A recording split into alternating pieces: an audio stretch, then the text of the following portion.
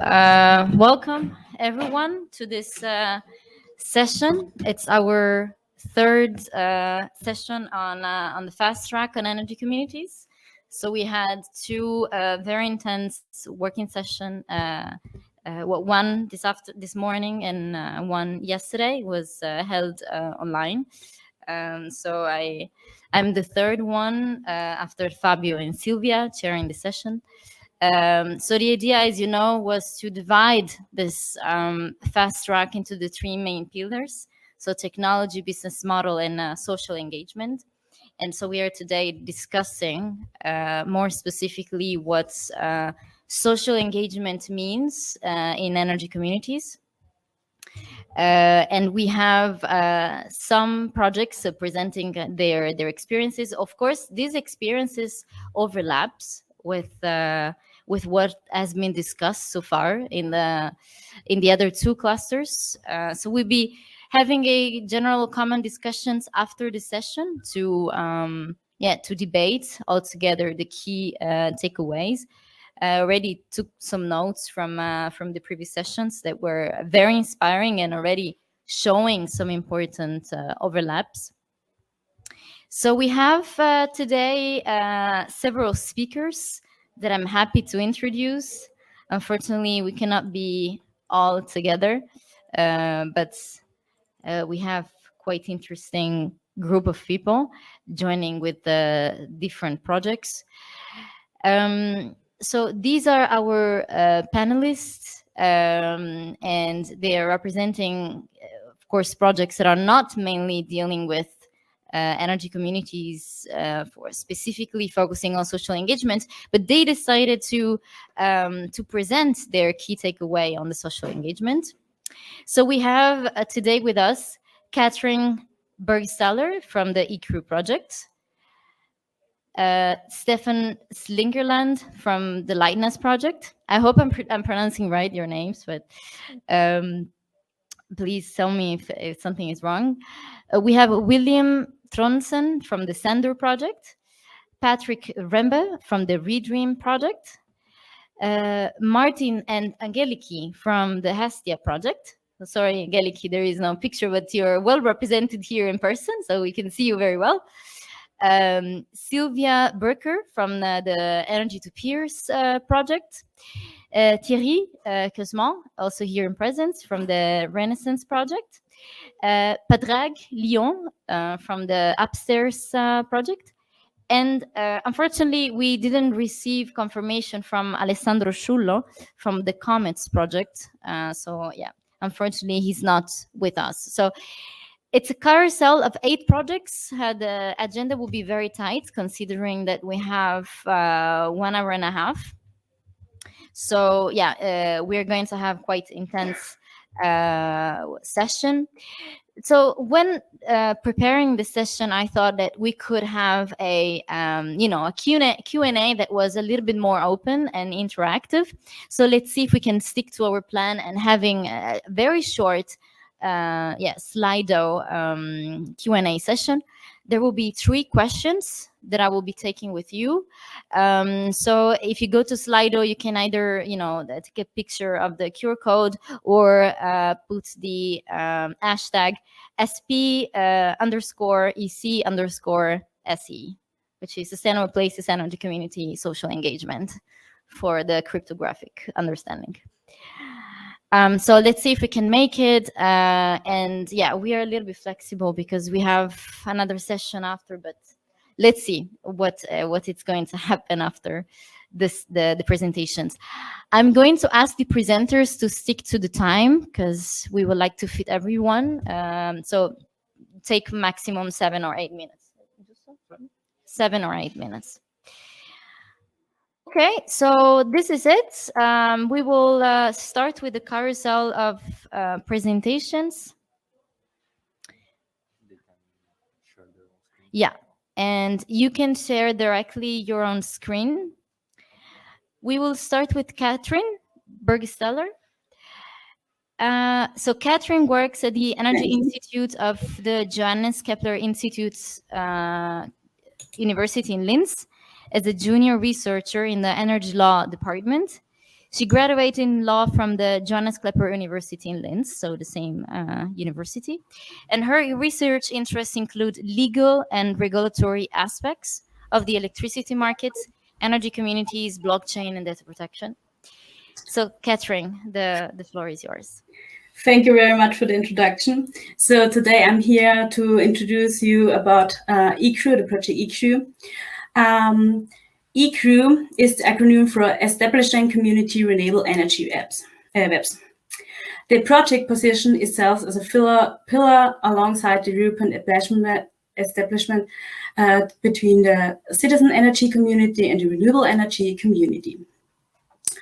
To join energy communities based on the eCrew concept, all you need is a contract and an app. The eCrew approach is offered by a local energy retailer, which acts as a community administrator entity. This takes over the billing and administrative tasks in a crew. With an app, the app is the connecting element that links and informs crew members and thus provides support for energy efficient behavior. As this name suggests, eCrew is formed on a virtual basis on the participation as merged together in a virtual crew and have a virtual metering point that you can see in the picture on the right side. eCrew is offered by a local energy retailer. The eCrew concept is offered to the customers to eCrew and is a part of the business. The offers is a simple solution for citizens to participate in an energy community. There are monetary incentives to all participants, namely the consumers and the producers, through better electricity prices than in the regular electricity market. The incentives are given for positive energy behavior. For example, if surplus electricity is available in a community, and it's immediately to consume by the other members. That means, for example, a discount can be offered for the regular electricity from the electricity market.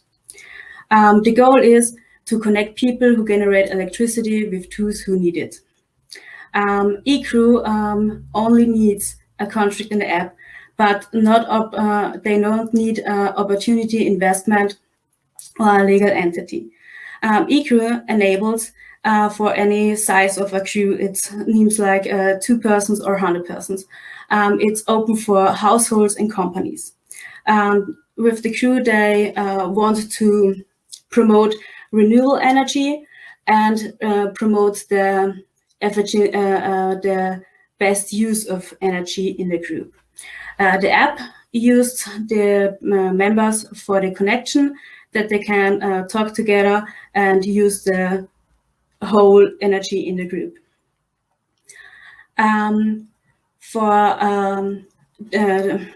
eCrew is currently in the rollout phase of the business model in 3 countries. In Spain, that's the Algenet distribution energy electricity. In Turkey, that's the Ogon energy. And in Germany is the Stadtwerk Haßfurt. The field test in Germany is coming soon. In Germany, information about the eCrew project was shared through various communication channels. As a result, some people have connected us for future information. A few weeks ago, the contracts were sent out to the interested customers, and we have already received a lot of positive feedback. The eCrew contract has also been made available online to give many interested customers the opportunity to participate in the field test.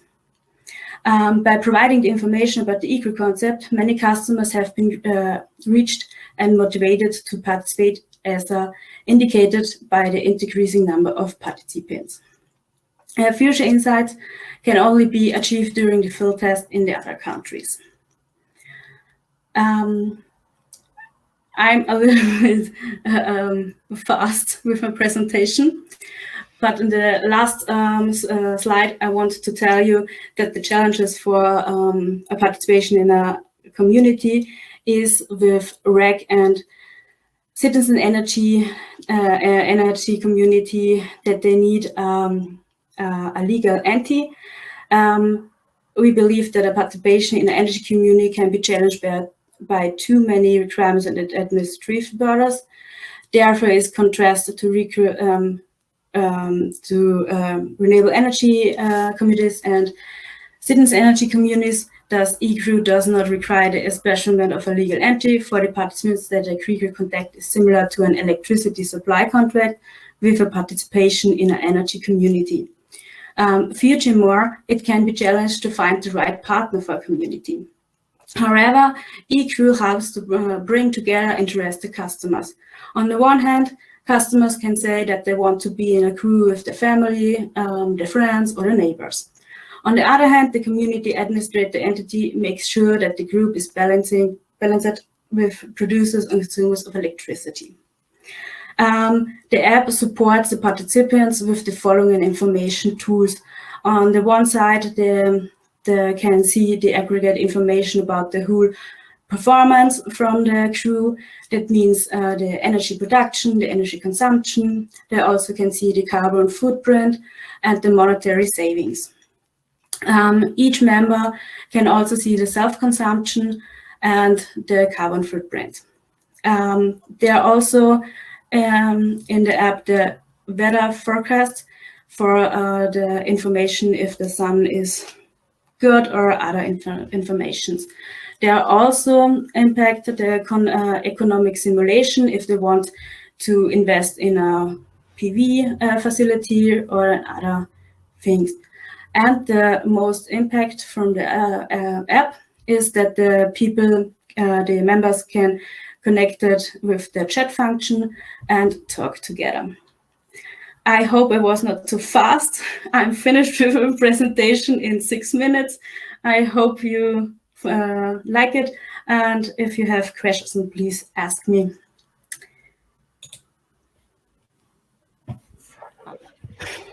Thank you, Catherine. Now you were perfectly on time. So actually, if we can keep this up, then we'll have enough time for the final Q&A session.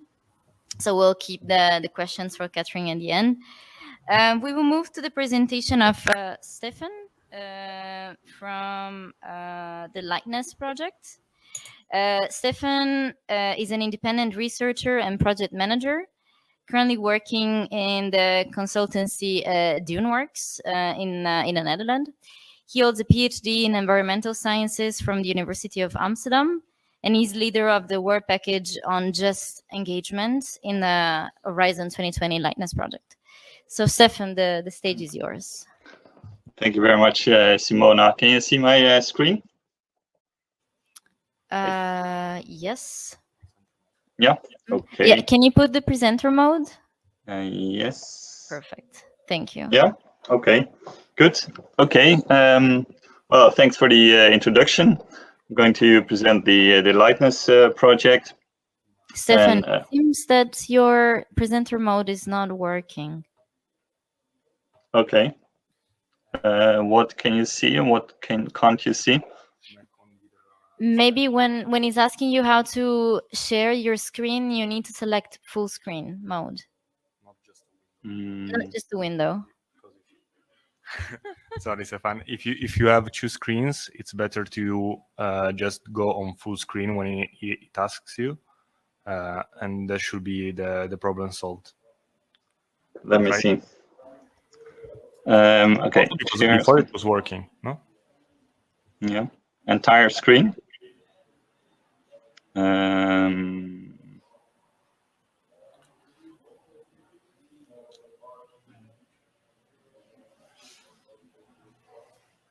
Yeah, otherwise we can also share it ourselves. If you have problem, we can also share the slide deck we have. Let's see if it's working. Can you see it right now or not? No, not yet. No, okay. But we can do it for you, and you just say next slide on the slide deck. Okay. Yeah. Yeah, perfect. Okay, there you go. We'll share for you. Yeah. Okay, so, well, thanks a lot. I want to tell you a little bit about the Lightness project in which Duneworks is involved, where I'm working for. Lightness project is doing engagement in 7 energy communities through 5 countries, and it's very different energy communities that we are looking into. We're looking into one apartment block in Italy with 8 apartments, looking into Aginet cooperative, which is basically a whole customers in a whole village. We're looking into zero energy houses in neighborhoods in 3 villages in the Netherlands, looking into a housing community in Poland, and we're looking into a business community. So all very different communities from which we try to recruit participants for social engagement through an ICT platform. And what we're doing exactly, I will tell you in a minute. We're also looking into what technical improvement possibilities exist in these communities through a second ICT platform that I won't discuss further in this presentation. And I'd like to say that we started in December 2020. So it's only very early in the project, and I can only present some very first results. Okay, next slide, please. Yeah, so about engagement methods and the end users. What we're actually doing with the ICT platform is to monitor energy use, production, and to give feedback on that energy use and production to the end users.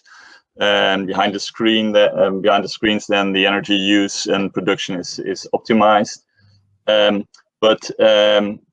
the end users can well see different levels of access through an interface. They also have differentiated access in the sense that they can, based on their interests, either choose between environmental, social, and financial feedback options. And there is also a gamification element in the engagement platform.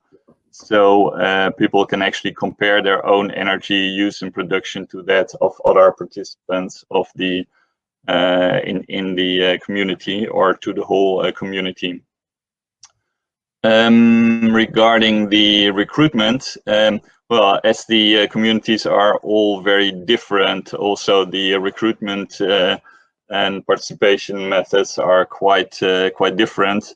Well, for instance, in Italy, we have only a very small community which is very directly connected to each other. So there we have direct contact as a recruitment method. Well, but for the other communities, it's much more difficult because the communities are larger and less connected. So, for instance, in the Netherlands, the recruitment and contact is through housing corporation, through the municipality, and through actual presence in the neighborhoods. In Poland, there's sort of top-down engagement through the CEO of the community. In the business park as well, they're starting also from the municipal and the CEO level. And in Spain, the recruitment is starting from previous projects and bottom-up. Very much. So very different ways of engaging participants here. And that's also related to the large differences in terms of existing formal and informal contacts between the people in the initial communities. And now the screen is, yes, okay. I can see the screen again. No, okay, could you just go back a little bit so that I can finish my sentence? Yeah. So there are very different reasons for being together as a community. In the Netherlands, there's not even a formal community, but people are just living in the same neighborhood. In the other communities, there are formal connections, and in Italy in particular, there is also a very relatively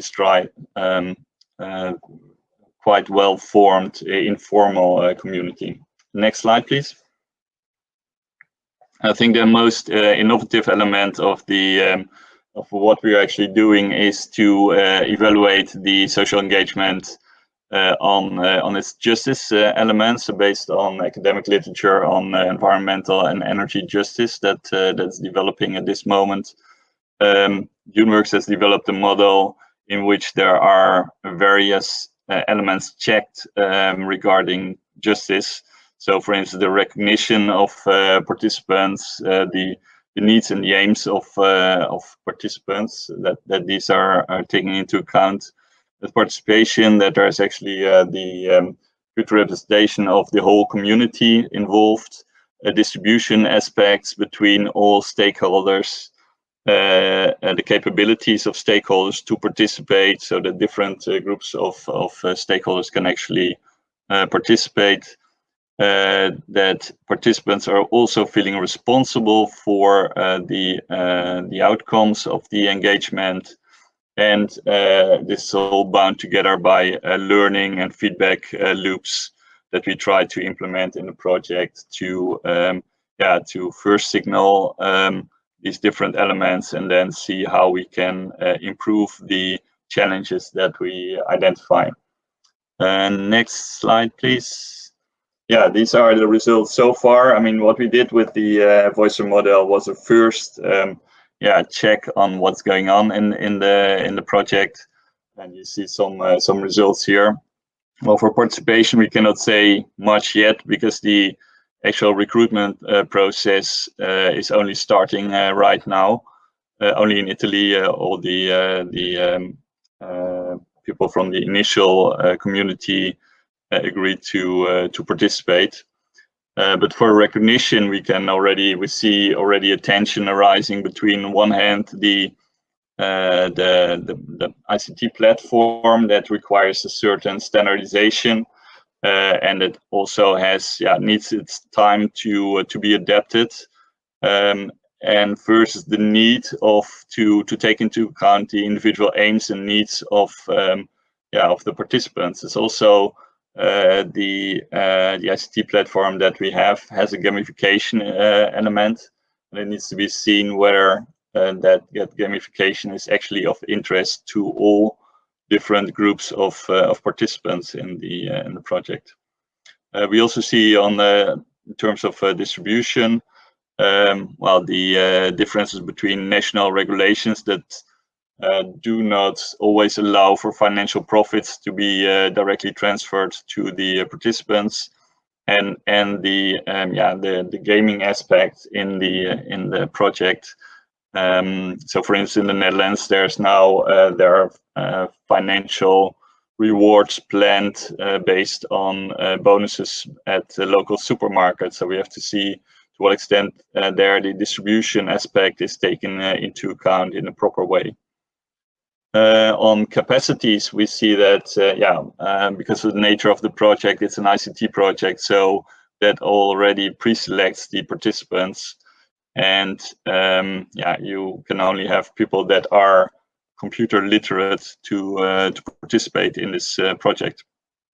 And for responsibilities, we already see that it's one thing to have people involved, to get people involved and recruited, but also to give them the whole responsibility throughout the feeling that they are co-responsible for the project results. That will be one of the challenges that we're going to monitor there.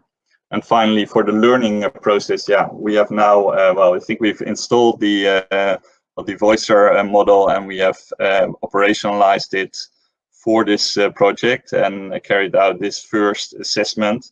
So it's for the years to come to see to what extent just engagement can be realized in this project. Thank you very much. Thank you a lot. Thank you, Stefan. And indeed, you tackled some some key points that I think will be important to remember also for our final wrap-up session. That I'm seeing quite some overlaps with different experiences we're having. Especially, I would be interested to debate at the end of this session what's the also regulatory sandboxes that are present in different countries are allowing for the social engagement and vice versa. But maybe we can discuss this later. I will move to next presentation from William Tronsen. William holds a PhD in science and technology studies and is currently working as an energy researcher at the Norwegian University of Science and Technology, and has experience in studying smart energy technologies from the perspective of the end user. And he's the head of the co-creation work package in the Sender project that he's going to present right now. So Patrick, thank you, and you can share your screen. Thank you. Let's see. Where's the share screen button? I can't seem to find it. Can you explain it to me? I think it's on the top right of your screen. It says leave. Right Yeah, there. so it's the at the bottom then. It's, yeah. The bottom. It's the screen sharing. It's on the right of your microphone button. Let's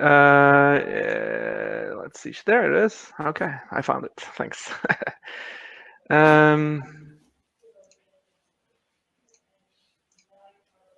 you see it?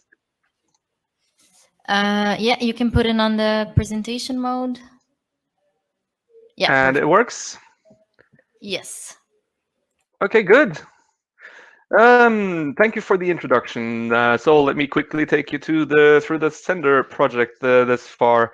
So the Sender project, of course, is one of these big EU projects aimed at developing smart grid technologies. So a little bit novel in this project, and perhaps even representative, I think, of a new trend, is that the focus of end users have been implemented in the start of the project. So as you can see from this figure, that outlines the methodology of this project. The process dedicates itself to analysis and definitions before we going ahead with the technology development. So I think this also reflects the call of the Horizon 2020, but which specifically mentions that proposals should be bringing perspectives from the consumer onto the grid and the power system, and also bringing in social science and humanities from the beginning. So and not just as a separate task, but as an integrated part of the project. So the method we use to do this in Sender is co-creation. So in the business and management origins of co-creation, this has been argued to constitute sort of a new paradigm. It's a very interdisciplinary perspective, and it's defined as the practice of developing offerings through ongoing collaboration with customers, managers, and other stakeholders. So this means that the customers really need to be placed at the heart of the value creation of the project. It's very collaborative, and ultimately it's supposed to have positive effects, such as increased comfort, health, and security for end users. And co-creation usually then takes place mainly in technology and innovation networks, hubs, pilot sites, living labs, and the likes. We haven't come that far in the Sender project yet, so I think the strategy where we're at in the strategy is that we're iterating. We have iterated and evaluated our use cases through co-creation, through a co-creation steering group, and also co-creation workshops. And these workshops we are now currently in the process of finalizing. We have workshops connected to our 3 demo sites in Finland, Austria, and also in Spain. Alginet is also involved there. So to summarize our process quickly, we first sort of convened our co-creation steering group with stakeholders. So we mixed together technical parts of the projects and also end users from the demo sites. And this in order to uncover the sort of the needs and the capabilities in the project thus far. And also based on this meeting, we made the draft of the use cases very early on. So this is work that then went across several work packages. We then went back to the workshops and outlined some scenarios that describe our use cases sort of in a narrative form. So basically, we tell the users little stories, and these are then presented in the workshops held at each demo sites. And then the feedback that we get from these workshops will feed into the next iterations of the solutions that will be fielded finally in these same demo sites. So it's a little bit of a back and forth between the users and the technical parts of the project. And the hope here, of course, is that the co-creation process is going to continue after these technologies and solutions are implemented in the demo phase. And based on the solutions that we implement, that's sort of a phase 2 of the co-creation, where the solutions themselves, by providing energy communities tools, for instance, like prosumption peer-to-peer trading, this is going to provide something that these communities can be based upon. And I think so far, to tell you something about, we haven't really fielded any solutions yet, so I wouldn't be able to say anything about how that's going. But a lesson we learned so far, I think, which is mainly not to do with users, but to do with the project itself, is that when you spend lots of time and efforts in the early phase of the project to develop use cases, which of course you'd need in order to actually start the user engagement work. You have to engage them with something. This also benefits the rest of the project. And this is firstly because the technical development phase really gains a head start in terms of getting useful cases in at the bottom, but also because it involves bringing together all the different stakeholders in the project from an early start. So it's really already a very tight-knit group. So I think this we can say that the co-creation process works not only to connect the project and the end users, but it also connects the internal parts of the project. Yes, and I would be interested to hear if anybody else has similar experiences. So to say something about the engagement challenges, I think co-creation workshops in themselves, when they represent, or as they do, they represent the first real meeting with users. So this is a very critical phase of the project, and hopefully you want these users to stay along for the demo period as well, in order to be able for us to get this longitudinal perspective. But in general, I think putting end users and technical stakeholders together is very, very challenging.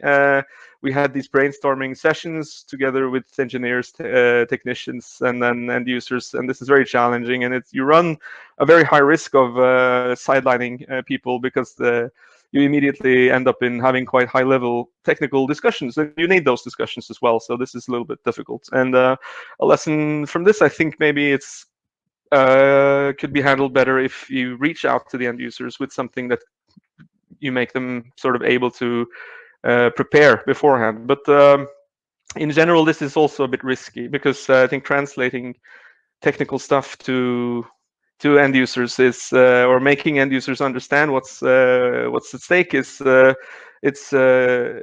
run the risk of implementing a top-down process. So rather than having this bottom-up process where you're actually measuring the engagement, a natural sort of organically occurring engagement of users, you can end up only actually measuring a top-down sort of education process. So then it becomes a problem of validity. Are you measuring engagement, or are just people responding to your input? So I think these are two very separate ways of doing these kinds of projects, and it can have an impact, I think, on how engagement is produced. So that's it from me. Thank you, William. And again, you tackled some key points that will be important for our wrap-up. I'm also remembering that with these insights, we'll be handling a sort of white paper, or anyway, we could come up with some general recommendations which are also very looked after the Commission. So in terms of national implementations and practices that are working. So the inputs and the key highlights that you're providing are definitely of high importance. There are some questions, so we'll keep them from the end. We would move to the next presentation from the Redream project with Patrick Rembe. Patrick works for the European Science and Communication Institute in Oldenburg, Germany, and he's responsible for the work package 7 at Redream, focusing on communication and dissemination. And he's trained as a journalist with roots in scientific communications, among other things. So I would leave the stage to Patrick to introduce to us the Redream project. Yes, thank you, Simona, for the nice introduction, and thank you again for the possibility and opportunities to share our some insights in the next 7 minutes about the social engagement of Redream. Maybe my presentation is a little bit different because I'm from the communication part, and maybe the perspective is more a communication perspective, but it's also hopefully interesting for you. And I will start with my presentation right now. I hope you can see my screen move to the next one, to the next slide. So I will start with a short fact about our part of our market research in the beginning of the project last October, and the rest of the year 2020 and the beginning of the year 2021. Energy is not present in a conscious way in consumers' daily life. Maybe this is one of the, or this is definitely one of the most important insights we have learned in the first 12 months of our project. At the same time, this insight is also the reason for the research, development, and communication in the Redream project. So I will come back later to this phrase and to this insight, and hopefully we have some time to discuss it about in the Q&A session, because in my opinion, this is one of the most important things what we have to discuss for success of all our projects in focus of consumer engagement. How does Redream change your energy? So this is more or less a little explanation and journey through the Redream goals and columns. So the project facts of Redream. Redream is one of many building blocks in the energy transition, for sure. But Redream is focusing massively on consumers, their behavior, and the possibility of empowering them to become an active part of the energy sector in the energy transition. Why it is like it is? Because the consumers could have a significant impact on the efficient and sustainable and flexible use of energy. So you can see it in the curve on this picture. That is the goal of Redream, is the main goal of Redream, is in case of the energy of the consumer engagement, is to bring them in a position to change the market in overall, and especially in the flexibility of use of energy. And that is very important, because this is at the moment not the current status of the consumer energy consumption or energy behavior. These are the main three columns. So Redream puts the consumer at the center of all these activities through the use of innovative technologies, the connection of various influencing factors, and a consumer network. A social energy community is to be created at the end of the project that will be significantly influence the energy transition. So what does it mean in detail? We have the main column as a social consumer community. I will talk a little bit later about that in the next slide. But at the end, these are the main stuff. So the main key messages of Redream are education. So we have to educate the consumers.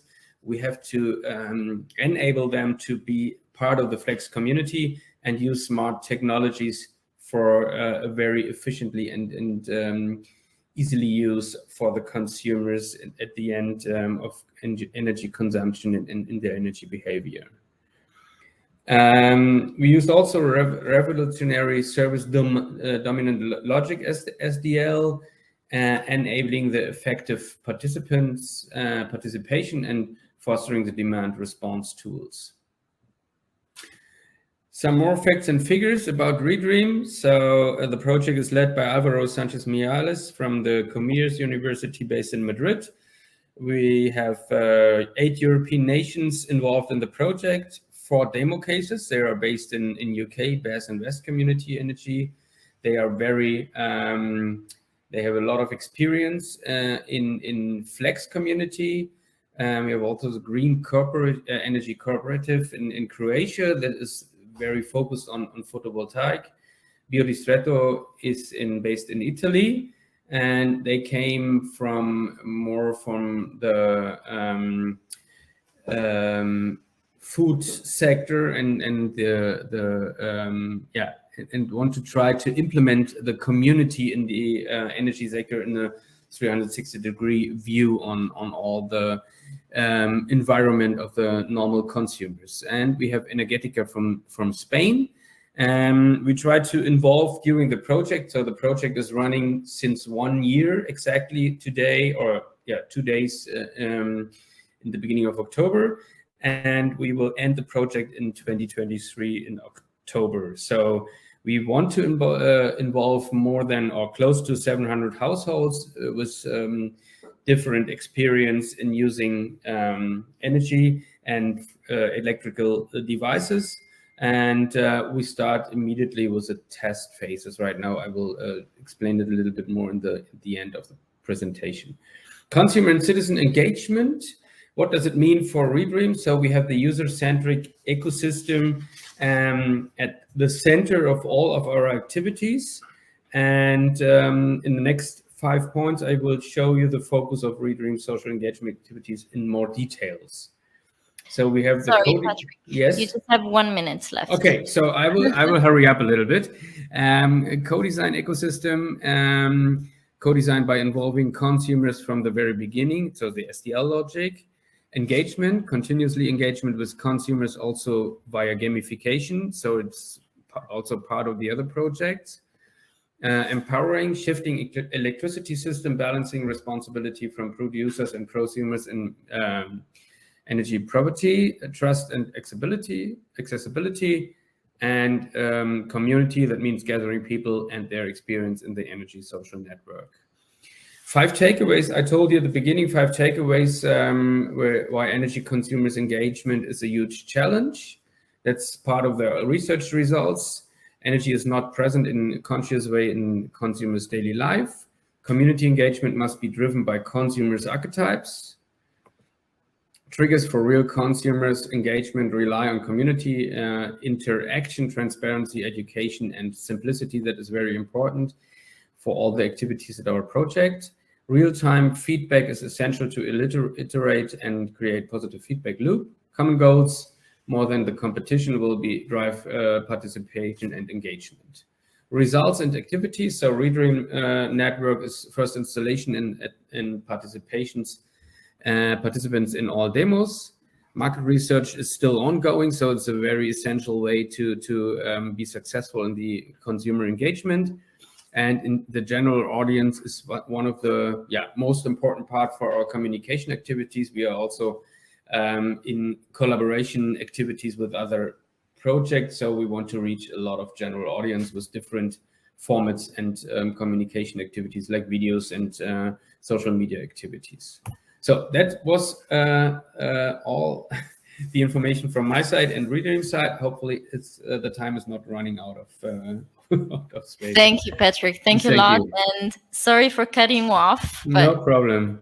We really have a lot of insight. I know. Sorry for that. Your presentation was extremely dense of concepts, but I'm sure we are going to take them back during the Q&A session. There will be, of course, questions. Thank you very much. Thank you a lot. We're going to switch to a more, 3D version of this presentation. So I'm going to ask Angeliki and Martin from the Estia project to come here to the stage. And they're going to have a joint presentation about the engagement strategy in the Estia project. So Angeliki. Thank you. Yeah. Can take this off from here. And maybe if you switch to Hello, everybody. Thank you for being here. And our presentation, yeah, it's not very dense in writing, but we will fill it up. Don't worry about it. So we are both representing Estia, which is a Horizon project that started in November 2020. So while, we load it up. So today we're just going to focus on some participatory methods as a way to address the engagement of householders in demand response. So if we do, so just a very, very, very quick overview of Estia. Estia stands for holistic demand response for, I don't even know it, services for European residential communities. So we are actually developing a platform, but at its heart, we've got citizen or consumer engagement, if you like, and maybe if we do one more click. Yeah, so in the heart of our engagement is residential consumers, and we want to also engage those consumers within their communities. So we are kind of, don't worry, we're trying to kind of understand it and explore it in the whole kind of general kind of concept of a cooperative DR strategy. And of course, similar to all the other projects, our kind of methodology, let's say, includes participatory processes and co-design workshops, amongst other things, just to kind of explore how we can involve the users into the whole thing. So, starting off is we have some starting points, and this is actually that we understand energy consumption at home as an accumulation of all the social and cultural understandings of what it means, all the know-hows that we all carry, as well as the social norms that are prevalent in the communities that we live in. So every user or the collective of users are the experts of their experiences. And this is where we actually start our investigation from. And then, so we're trying to blend this kind of expertise. So often in a lot of the visions, especially in transition level, we have this top-down vision of experts, which are all the professionals involved. And this involves a very rational understanding of a user as someone which is, very conscious and well-informed, well-educated, quite often male. And we're trying to kind of challenge this by contrasting it with a kind of amateur or, let's say, the everyday experience of people at home to understand what that means. And we're actually looking into the idea that users carry this kind of tacit knowledge, these underlying things, is the things that cannot be described or specifically written and expressed in words even, but is how people understand their everyday life and what they do. So energy is something which, as has been mentioned as well, is something that sits in the background. You don't consciously think about it, but you do things, and this consume energy. So we're also starting from this concept that this technical understanding and the definition of this energy consumption is different for every person, every community, every household. And we need to kind of marry those two. But before we even develop the solutions, we also need to understand how these people define those things and how can we define a problem before we start providing solutions. I think I will let Martin take over.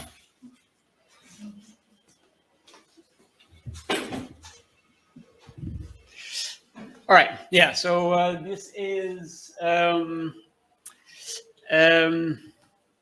based on these two principles, the idea that we need to marry these different types of expertise, and that we need to allow participants, residents, to define the problem that needs solving, that automatically triggers a customized response. There's like no completely standardized approach that you can use that will work for every community that you work with, but you have to, for all kinds of reasons, reinvent the wheel in certain aspects, and need to allow participants to reinvent the wheel through your participatory methodology and manage relations. Can one go back? Let me just check if and it's and I think one of the other consequences is that you cannot see users as individuals, but you need to let the social process take place, because in that, so as people come together, stakeholders and end users, they will create something new that is more than the sum of their individual preferences or whatnot. Yes, next slide, please. So we've done a couple in the Estia project, the Estia project. We already have done 2 workshops, and so in terms of what we've seen there is one is that while so we actually see a lot of latent and sometimes very explicit interest in the issue, but not necessarily that people quite have gain a grasp or have a grasp over what everything means, but they're definitely willing to engage with this, which I think is also interesting for the discussions that we've had about business models. They are definitely, there is more than purely a financial interest there.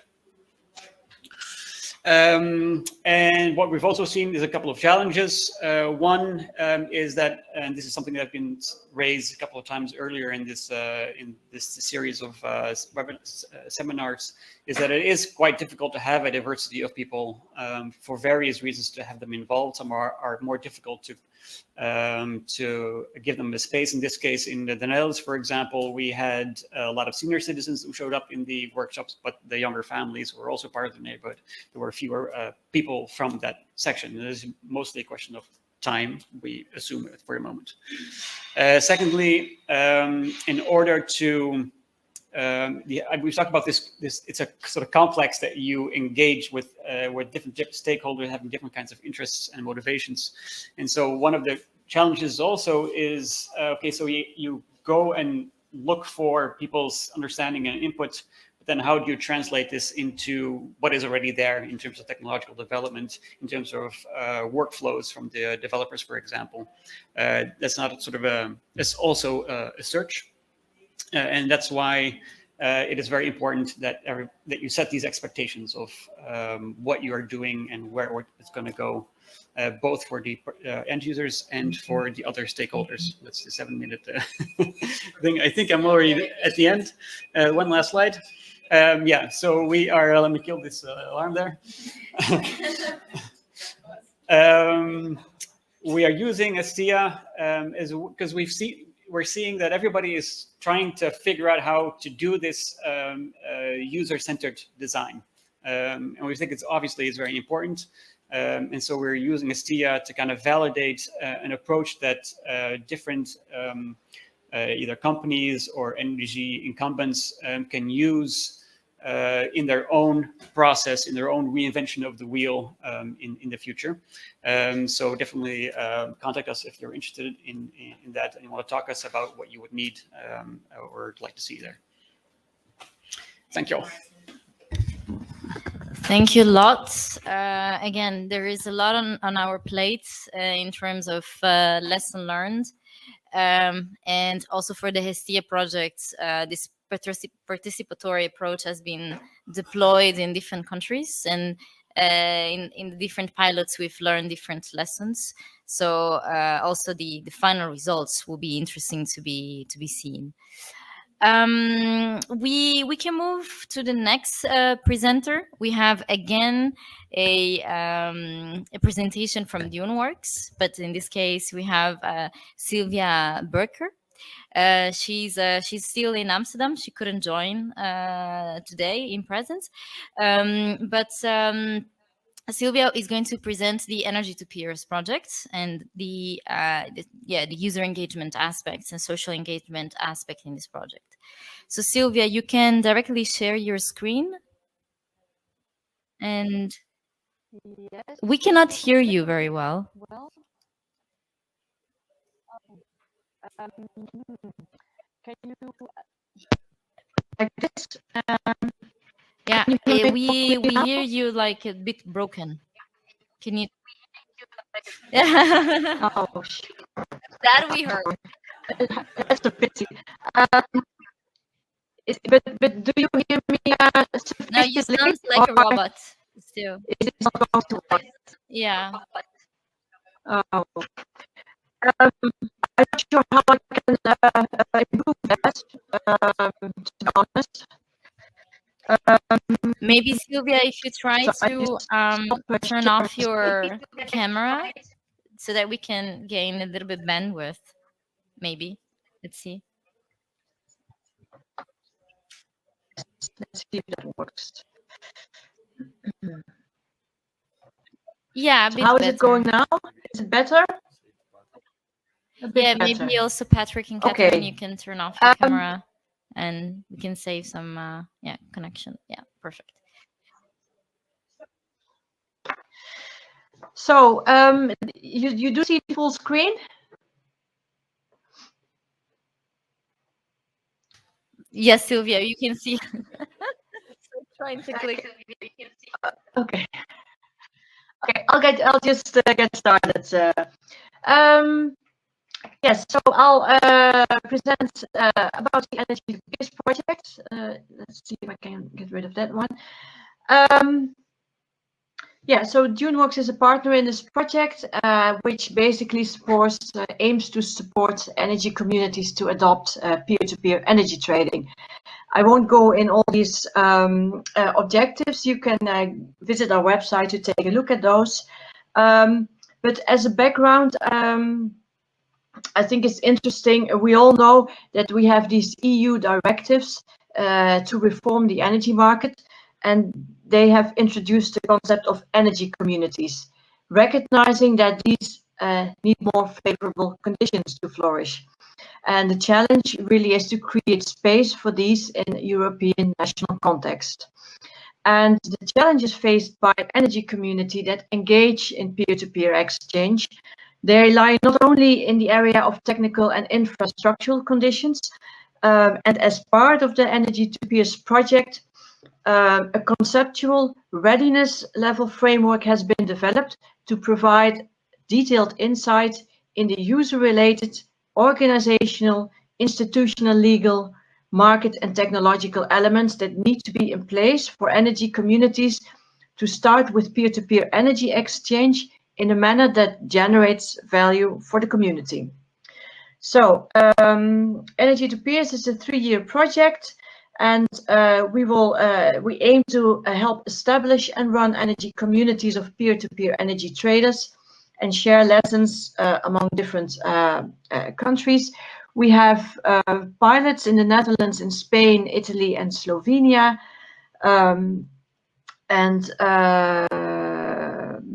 Let's see. Yeah, so among others, Energy to Peers will set up a gamified platform to support residential energy community and end users to increase energy efficiency and to integrate a higher share of renewable energy. And part of the Energy to Peers efforts is the development of a readiness level framework, which is what I will now tell you a bit more about. So we started developing this framework as an interdisciplinary effort with all partners involved in the project, with coming from different disciplinary backgrounds. And we found that we had difficulties to start doing this because we didn't have an agreement on what peer-to-peer exactly means and what energy communities are in each other's, how do we understand energy communities? So we solved that first. And the working definitions that resulted is that peer-to-peer energy trade refers to either the exchange of energy directly between members of a local energy community, or the organization of an internal market by such an energy community in which the latter acts as an energy provider. So peer-to-peer energy communities are then energy communities that have a particular interest in maximizing energy self-consumption, exchanging energy within the community as a way to generate social, environmental, and economic benefits for energy community members. So that as a background. And of course, these communities may have also other interests next to peer-to-peer, because they may also do other things with the flexibility that they have available. And the readiness level framework is intended as a tool for self-assessment for energy communities who want to see to what they need to have in place to engage in peer-to-peer energy trading. It can also be used as a tool by policy actors to see to what extent the existing context is ready to enable peer-to-peer energy communities to thrive. and as such, it can help as an assessment tool, but also as a process and as a decision support tool. The structure of the readiness level framework was developed by also looking at earlier efforts to develop readiness frameworks. Think of the Smart Readiness Indicator and other more recent efforts.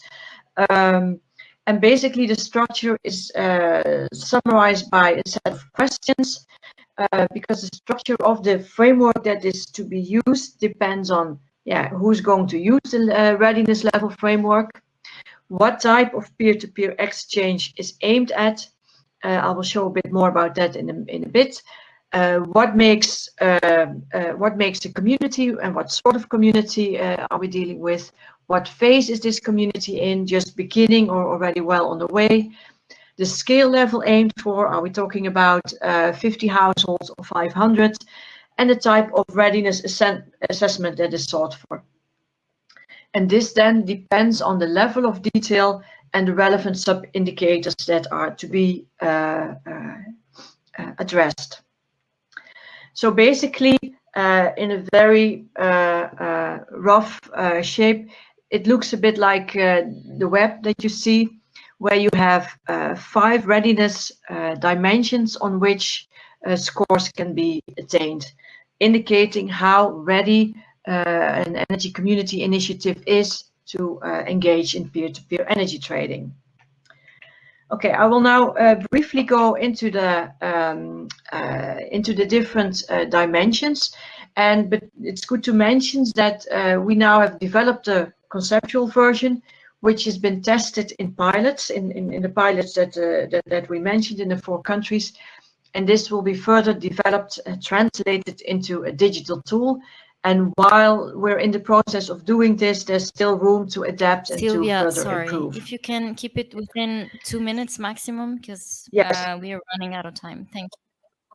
Yes. Yeah. Well, I can't, but I will. So I invite you to take a look at the website or ask for our deliverable.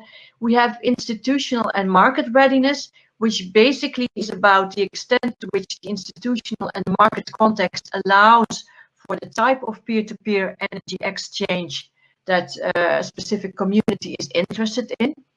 And this is a tool to sort of map the context and how conducive it is. Next, we have user and organizational readiness, whereby user readiness consists of several elements: knowledge and awareness, values and goals, willingness and ability. And basically, based on the phase that your that an initiative is in, and which users need to be really engaged. The exact elements, the sub-indicators are defined. So for these 3 elements, sub-indicators are formulated, and for each sub-indicator, a survey type of question is developed. And the same is for organizational readiness, where we have also 4 elements: informal organizational structure and governance, internal alignment, available resources, and the broader coalition, whereby the phase is particularly relevant.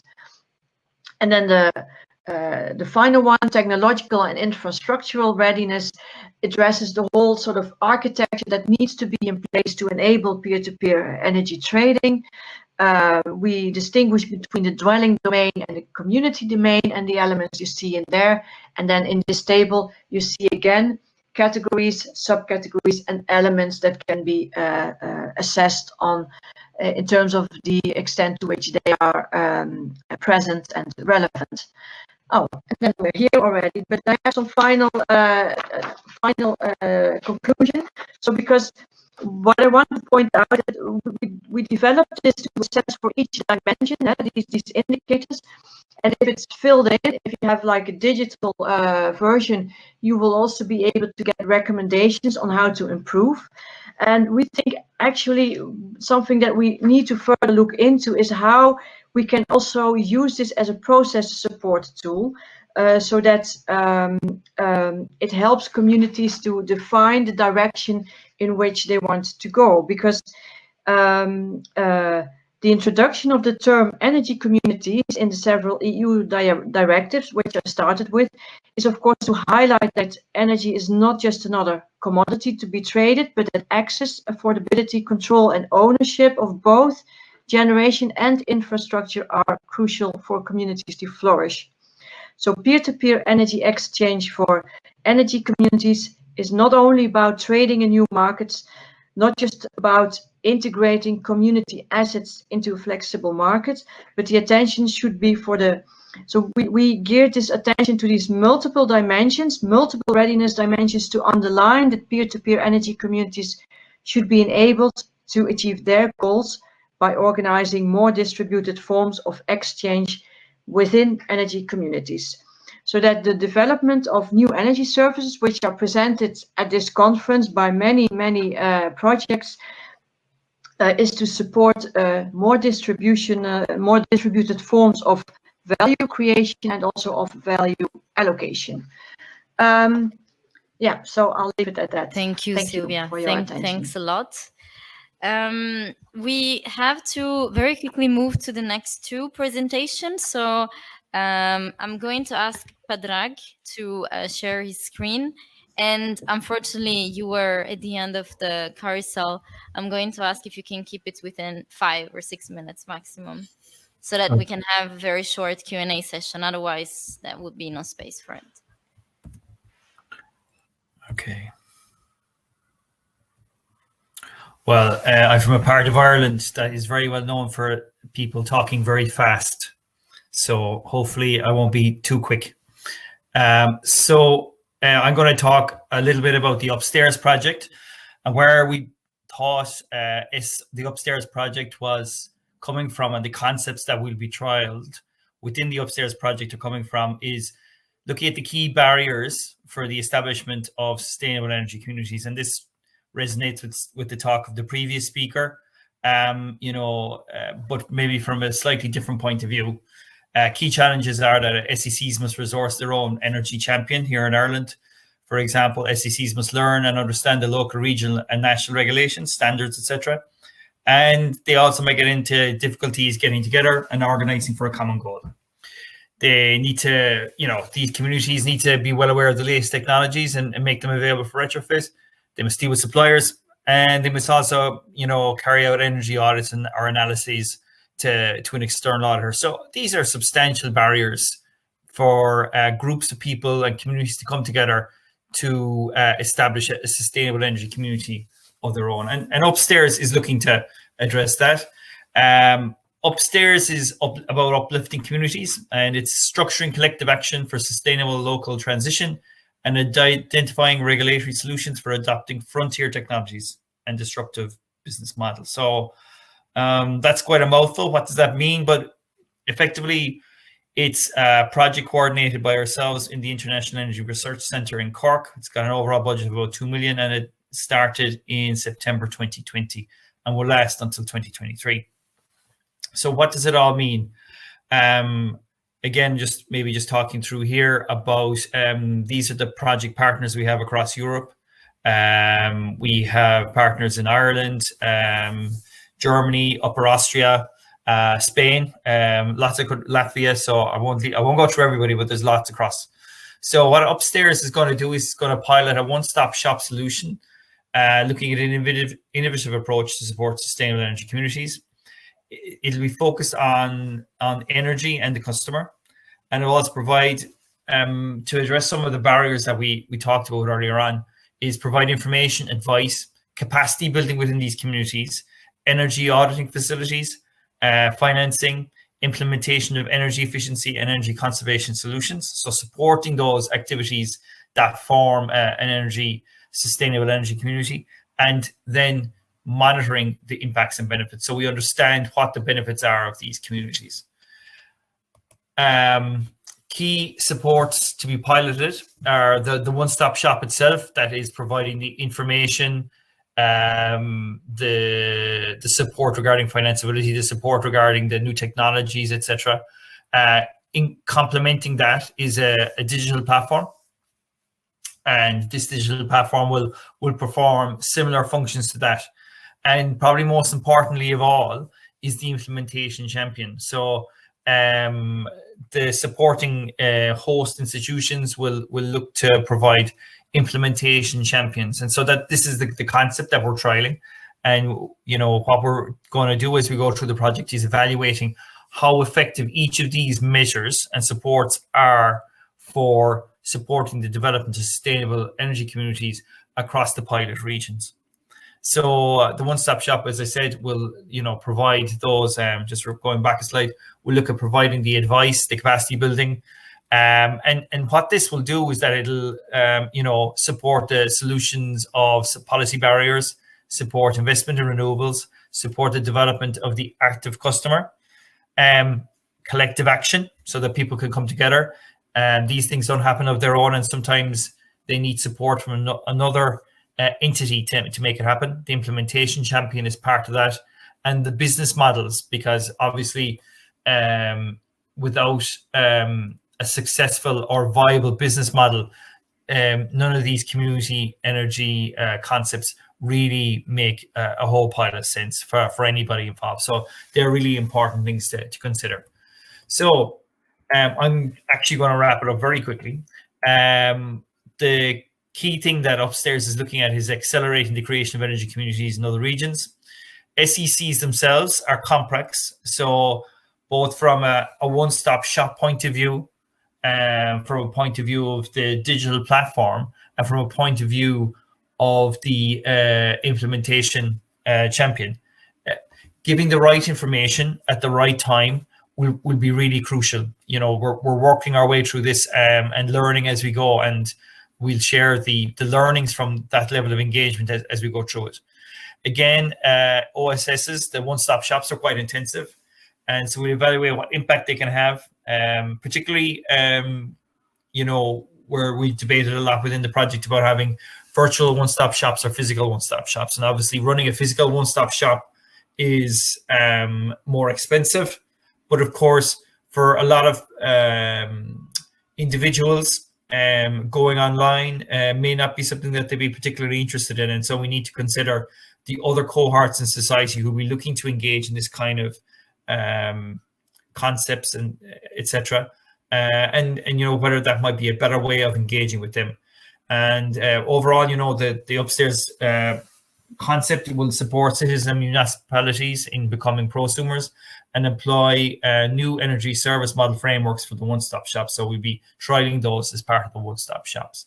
So that's where I'm going to stop it. Well, thanks a lot. I actually do have a question, but I will keep it for later, together with the other Q&A questions that we have on our list. And of course, I'm not sure we're going to be able to handle all the questions, but I invite everyone to join also our wrap-up session, because we're going to take them for a plenary discussion. So we arrive towards the end of our carousel. We have Thierry Cosmans here in presence in Rome. Thierry, after several years in the industry, he works at the Free University of Brussels, where he leads the Evergy team with a research focus on energy communities and the integration of electric mobility in the energy transition.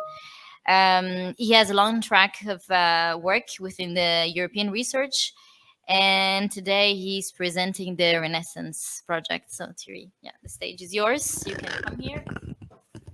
How many seconds do I have to do my? You have yours. Yeah, 6 minutes. Okay.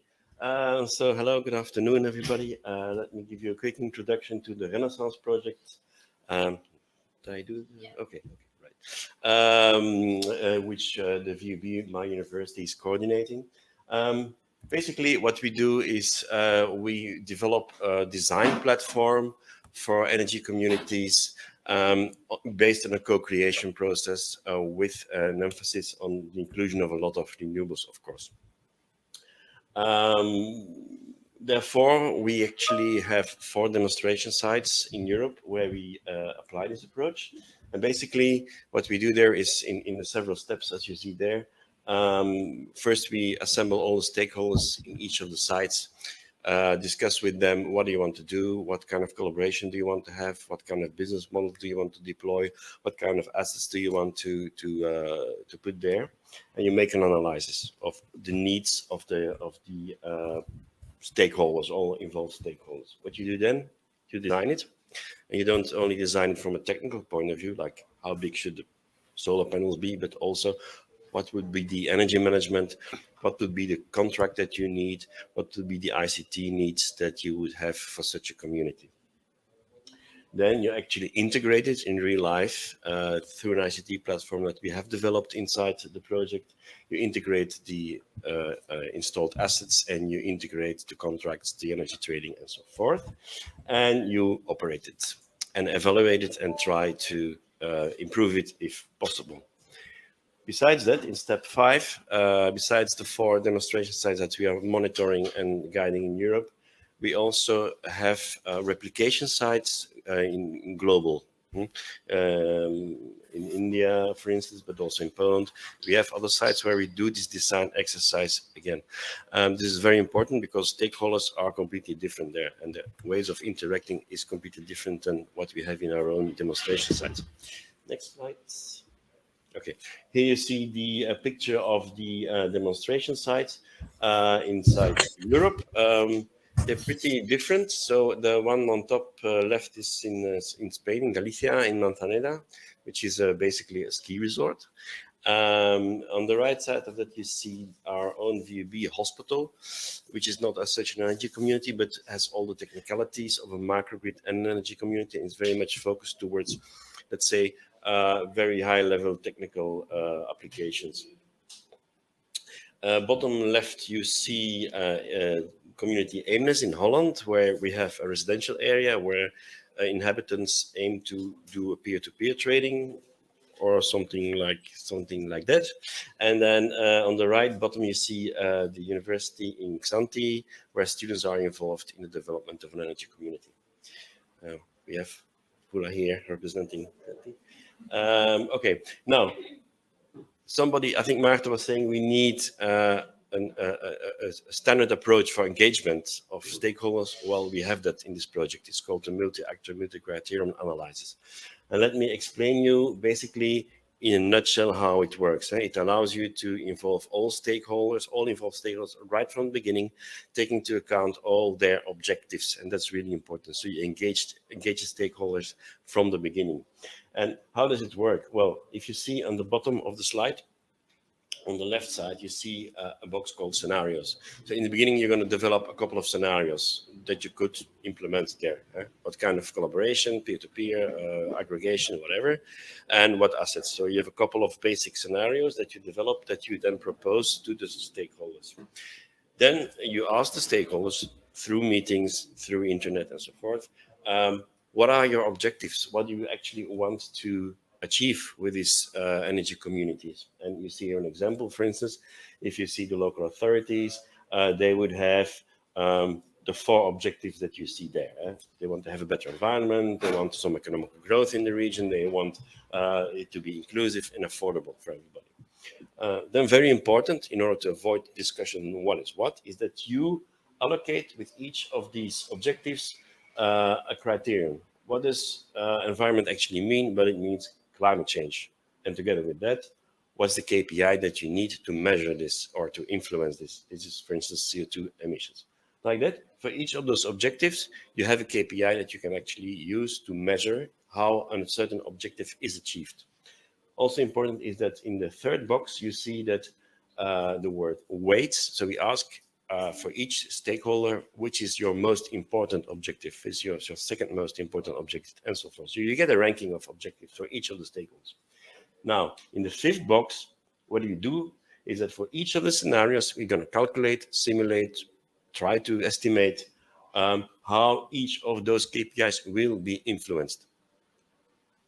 And we use modeling, but also specialists and things like that. And you come then to a kind of weighted average of KPIs for each of the stakeholders. So for each of the stakeholders, each scenario has a certain score. And you present that in a final workshop where you can see where people agree or disagree on a scenario.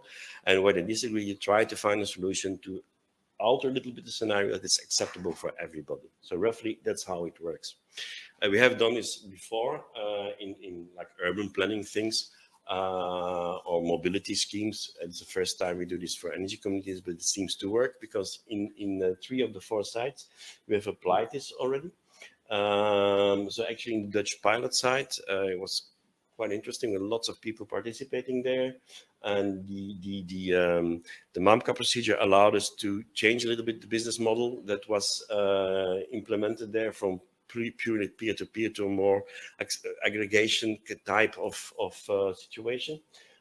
In the Greek pilot site, but also in our Belgian pilot site, we have students participating at full power, I would say, in the process. In the Spanish pilot, we have all the stakeholders going to the holiday resort, also participating. So in general, we can say that it attracts a lot of stakeholders and it helps to engage people really. So if you go to the here you see a picture. This was in Eemnes in Holland, where you see these are not just normal citizens living there, participating in the workshop. Right. So this is about MAMCA.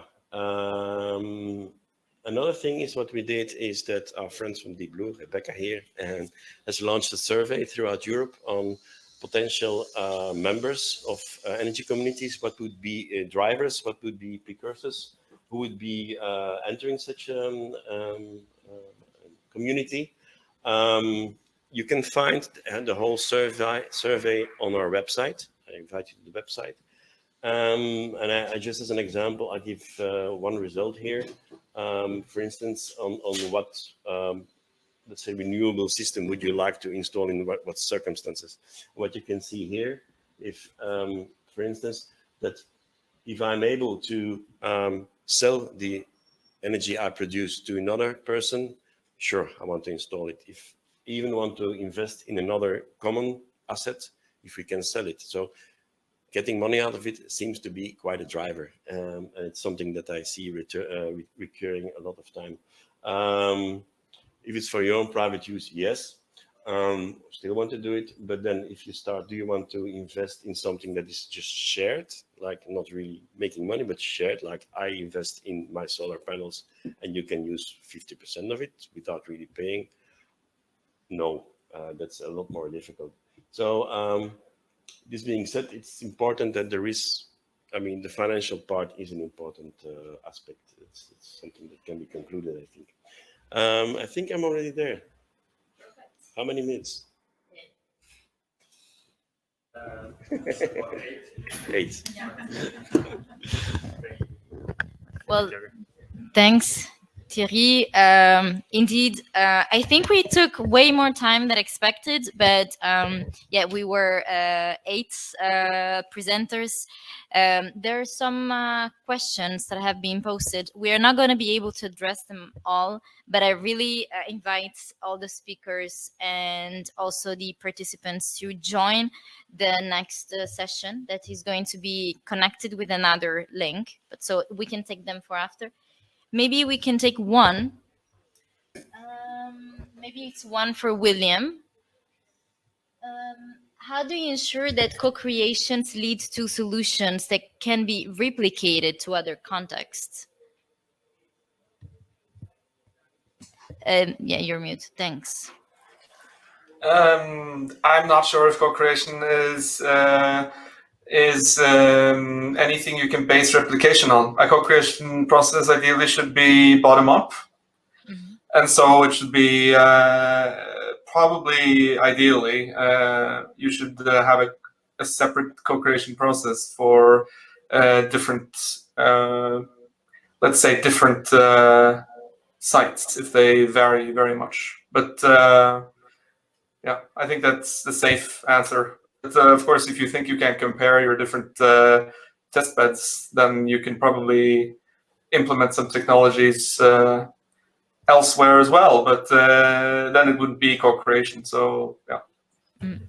yeah, definitely couldn't find a one fit for all solution in these cases. But yeah, maybe someone else wants to reply in that sense. Maybe Sylvia, you wanted to add something. If you can hear me. Yeah. No, we hear me? cannot really hear you. I'll try like this again. Hope that the doorbell stops ringing. Yes, well, basically, I agree. The co-creation process, I would say, is meant to enable the tailoring of solutions, as it is a strategy for replication, but not. And in that sense, we've used that in other projects as well. Co-creation projects or processes also using stories, but you can have like similar elements in a co-creation process that you use in different contexts and that you use over and again. Thanks, Sylvia. Well, as I said, we are reaching the end of the session. I really thank all the presenters for being here and also joining us online. We will be, like I said, discussing this key takeaways during the next session. I also would like to invite everyone to take note about the fact that we'll be able to deliver a paper with this topic. So I will be taking the lead in contacting you all and getting contact with you, because we did these experiments before, and the publication that came out from this kind of cluster session are very much appreciated, not just from the participants of the projects, but also from the Commission, that really would like to see the results from European project as a key, top-notch results. So once again, thank you, everyone. I am waiting you on the other session, and Fabio is pushing me towards the conclusion. But again, thank you all, and yeah, we'll meet on the other side. Thank you. Thank you. Bye-bye. Thank you all. Thank you.